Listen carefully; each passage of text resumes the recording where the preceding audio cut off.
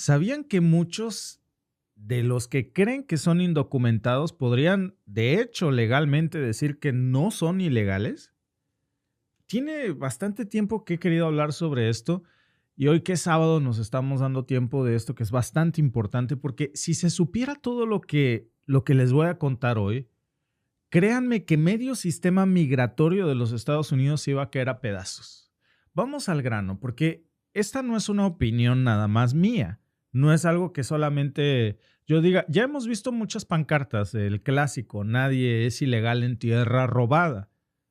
Tiene cierto sentido. La cosa, amigos, y lo más peligroso, lo que Trump no quiere que se sepa, y sobre todo el sistema judicial sobre el que Trump basa su política migratoria, es que esa frase no es una metáfora. Detrás de eso hay historia, hay jurisprudencia, hay casos concretos. Hablando de historia, en 1848, y déjenme nada más hacer un breve recorrido sobre de dónde nos vamos a montar para lo que les voy a decir, que es lo que pocos saben, es que en 1848, después de que Estados Unidos invadió México, pues se firma el famoso Tratado de Guadalupe Hidalgo. ¿Qué hace ese tratado? Bueno, pues nos quita Estados Unidos la mitad de todo nuestro territorio, lo que era, y esta es la clave, todo lo que era California, Arizona, Texas, Nuevo México, Nevada, partes de Colorado, Kansas, Wyoming, pues esa es la mitad prácticamente de los Estados Unidos. Y la mitad que era nuestra, que se la llevaron. Estamos hablando de 2.300.000 kilómetros cuadrados. El 55% de los Estados Unidos. Lo peor, amigos, no es eso. Lo más sucio fue lo que vino después del tratado. Porque en ese tratado, que todo el mundo sabe que existe, pero pocas veces lo hemos leído, en el artículo 8, fracción 9, Estados Unidos se comprometía, fíjense nada más, a respetar la propiedad, la lengua, la religión, las costumbres y los derechos civiles de los mexicanos que se quedaran viviendo en esas tierras. Ahí también se les prometía que se iban a convertir en ciudadanos estadounidenses sin ninguna traba. ¿Qué pasó en realidad? Como siempre, no les respetaron la propiedad, no les respetaron su lengua, porque toda esa parte, si se hubiera respetado la lengua oficial de la mitad de los Estados Unidos sería el español. No respetaron su religión y mucho menos su ciudadanía. Y lo firmaron. Y no lo cumplieron. Entonces, literalmente, los dejaron en el limbo. Eso sí, les quitaron sus tierras, los forzaron a salir de ahí, los volvieron ciudadanos de segunda y ahora quieren decir que sus descendientes son ilegales. A ver, aquí está el primer vacío legal muy serio, porque si Estados Unidos no cumplió con ese tratado, según el derecho internacional, específicamente la Convención de Viena sobre los derechos de los tratados, no pueden beneficiarse de su propio incumplimiento. En el derecho civil se dice de una manera más fuertecita. Se dice que nadie puede ser víctima de su propio dolo o torpeza. Y eso, amigos, cuidado, porque eso abre la puerta para que cualquier persona que descienda de esos pueblos desplazados pueden argumentar pues que fueron afectados por una violación activa de un tratado internacional vigente. La cosa es que es más de la mitad de lo que era el territorio mexicano y los descendientes de toda la mitad, que hablaríamos de millones de mexicanos, que pueden decir que no son ilegales. ¿Han ustedes escuchado? Esta no es una concesión graciosa, no es un regalo del cielo, no es que yo esté descubriendo el agua tibia. ¿Han visto esas notas que se juega mucho con el título de una forma muy falsa, porque no es así, pero sí tiene un procedimiento? ¿Han escuchado esos títulos de que si tienes estos apellidos puedes reclamar la ciudadanía española? Bueno, no nada más es que porque te apellides, por ejemplo, Aguilar, ya tengas la ciudadanía española, no. A lo que se refiere es que muchos de los que se apellidaban, por ejemplo, Aguilar, fueron desplazados a otros países, como México, y eran en realidad, por ponerles un ejemplo, de algún apellido, pero hay muchísimos. Alonso, por ejemplo, eran judíos sefaradíes. Entonces fueron expulsados y todos sus descendientes, que originalmente pudieron permanecer, por ejemplo, en España, pues se fueron en la diáspora a México porque fueron forzados. Y bajo el derecho internacional tienen el derecho de reclamar regresar al territorio ancestral y a su ciudadanía. Bingo, cuidado con eso, ¿eh? Eso es derecho internacional vigente. Y el Tratado Guadalupe Hidalgo, pues resulta, amigos, que nunca ha sido anulado. Es ley internacional. Si los gringos lo anularan, tendrían que devolvernos la mitad de México, la mitad de nuestro territorio original. Ahora alguien me puede decir, bueno, sí, pero eso nunca ha pasado en el mundo. Bueno, hay casos reales, ¿eh? De hecho, aquí les tengo uno. Porque alguien puede decir, pues que esto no. Este mérito. Ese es el caso de la familia Agrepina Lucero en Nuevo México. Resulta que en el 2018 llevaron a juicio a los Estados Unidos con un tema que venían arrastrando desde hace mucho tiempo. Ellos decían que su familia había vivido por generaciones ancestrales en un terreno muy cerca de un pueblito llamado Cabezón. No es albur, así se llamaba el pueblito. Que estaba en el condado de Sandoval. Y que esa tierra pues se había heredado desde principios del siglo XX. Fíjense nada más. Encima de eso no tenían papeles perfectos. Ahí les regreso el caso, por si alguno lo quiere verificar. Esto es una fuente estadounidense, que es un portal de justicia que se llama Justia US Law. Ahí vienen los datos del caso. El estado frente a Lucero o contra Lucero. Ahí viene el número del caso, 2007, NMSC 41. No tenían papeles perfectos, pero decían, oye, pues llevamos aquí más de 70 años, aquí sembramos, aquí construimos, nosotros cuidamos la tierra, mi padre, mi abuelo, mi tatarabuelo. Bueno, ¿saben qué pasó? Que los herederos de otra familia, que eran los Tachias, pues llegaron diciendo que ellos sí tenían un título formal, pero sobre una tierra robada. Les dieron el título de una tierra robada, como la mitad de los Estados Unidos.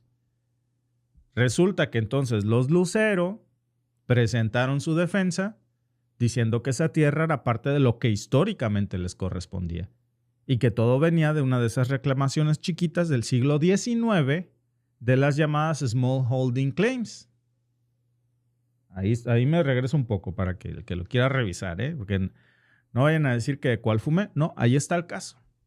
Estos Smallholding Claims, que eran comunes en esa región desde que Estados Unidos nos robó la mitad del país en México, bueno, pues el caso llega a la Corte de Apelaciones de Nuevo México con el número A1CA 34995.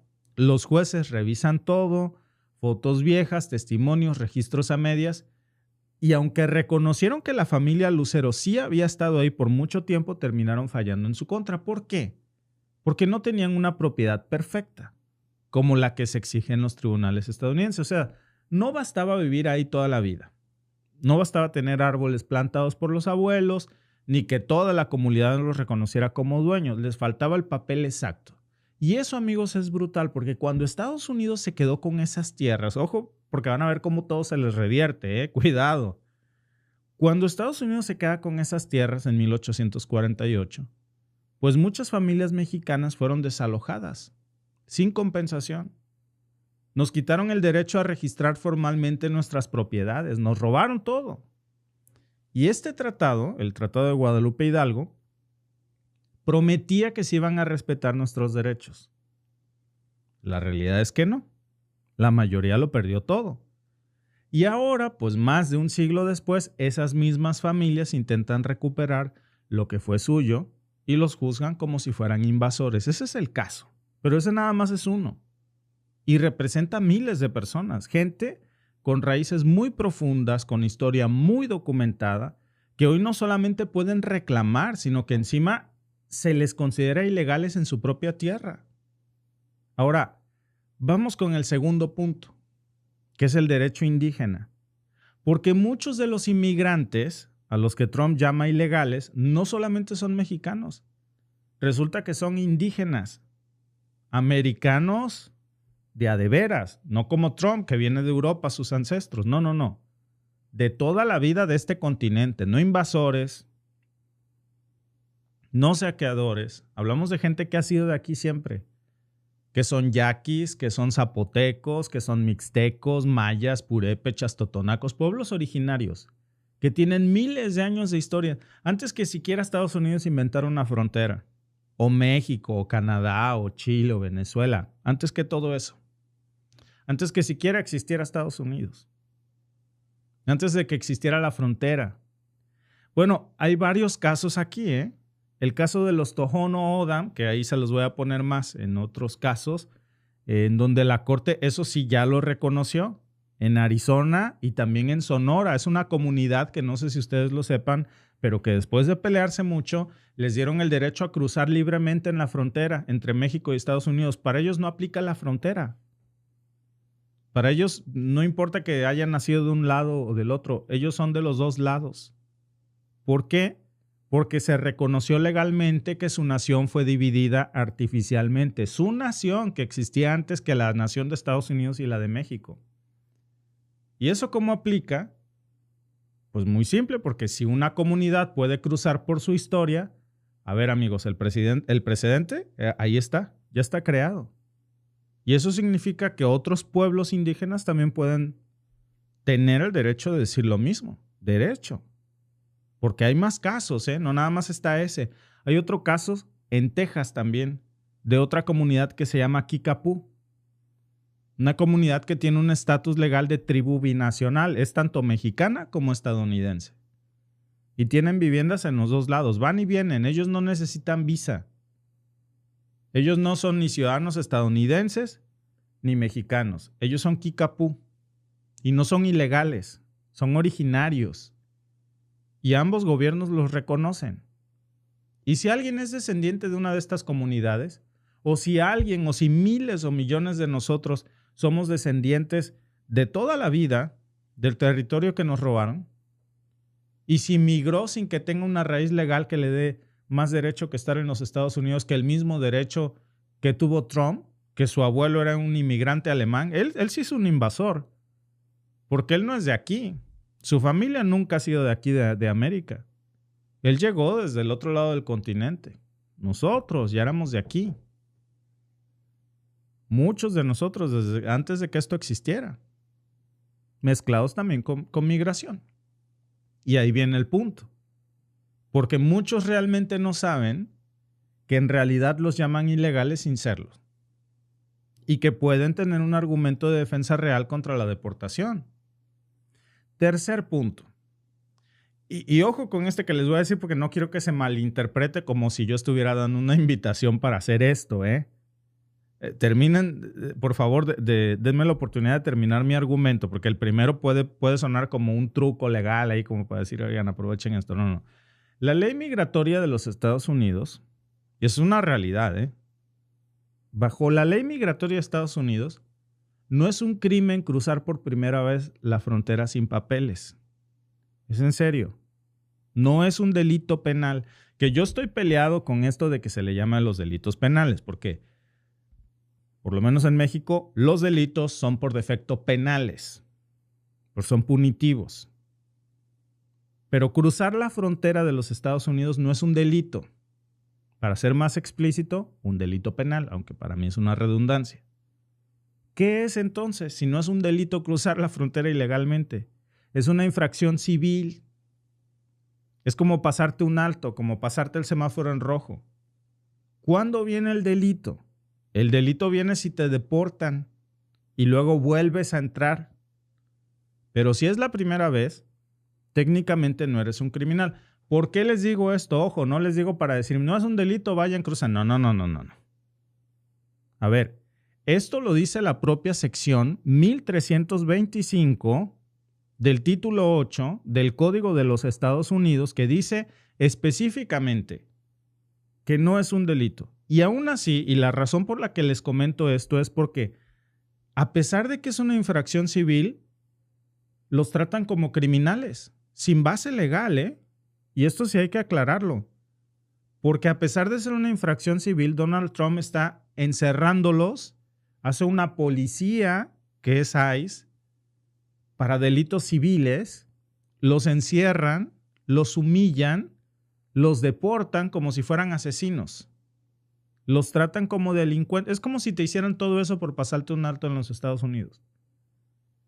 Y alguien me puede decir, es que no es lo mismo cruzarse un semáforo rojo que cruzarse una frontera. Bueno, ambos son infracciones civiles. No lo digo yo, ¿eh? Lo dice la sección 1325 del título 8 del Código de los Estados Unidos. No lo digo yo. Y aún así les dan un trato criminal. Cuarto punto. Muchos de los migrantes mexicanos, llevan décadas en Estados Unidos, pagan impuestos con su TIN, con su número, pues, lo que aquí sería en Canadá el SIN number. Tienen hijos ciudadanos de los Estados Unidos, compran casas en Estados Unidos, no tienen antecedentes penales. Y ojo con esto, porque yo sí quiero aclarar esto. Mucha gente dice, no, es que sí es un delincuente porque se cruzó ilegalmente. Eso no los hace delincuentes. Eso los hace infractores de una ley civil si es su primera vez.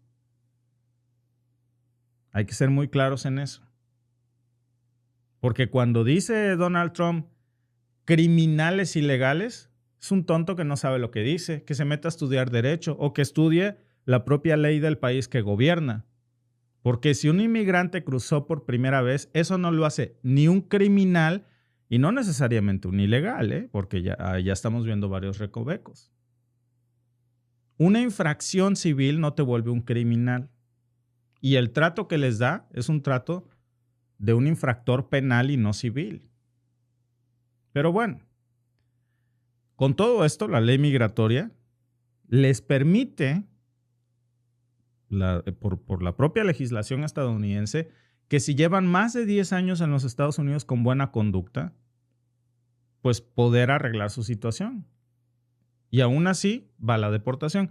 De hecho, esa ley está aquí en Canadá también, muy, muy de la misma manera, por razones humanitarias. Después de 10 años, una persona que no tiene documentos puede, por razones humanitarias, arraigo, pedir esto. Ya los que son abogados de inmigración pueden ahondar más en el tema, pero para efectos de lo que aquí estamos hablando, es de que tienen la posibilidad de pedir la cancelación de remoción de su deportación. Está muy claro en la sección 240A, inciso B, del Immigration and Nationality Act.